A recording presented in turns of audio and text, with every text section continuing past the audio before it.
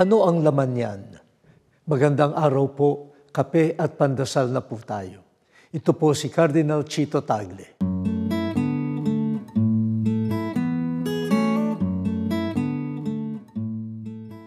Kapag nakakita tayo ng kahon sa isang sulok, tanong agad natin, ano ang laman niyan?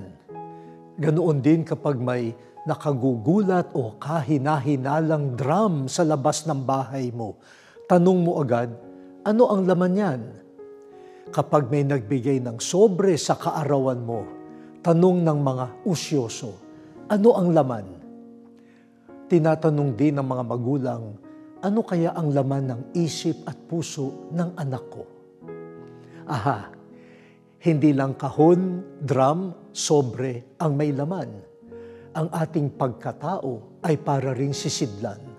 Ano kaya ang laman? Kung si Jesus ang ating sisiyasatin, makikita nating inalis niya ang rangya at pagmamataas, bagaman nananatili siyang anak ng Diyos. Ano ang laman ngayon? Ang kanyang pagiging payak na tao, ang pakikipagkapwa, ang kababaang loob, ang pagdamay. Yan ang laman ng kanyang banal na puso. Tayo, ano ang laman ng kalooban natin?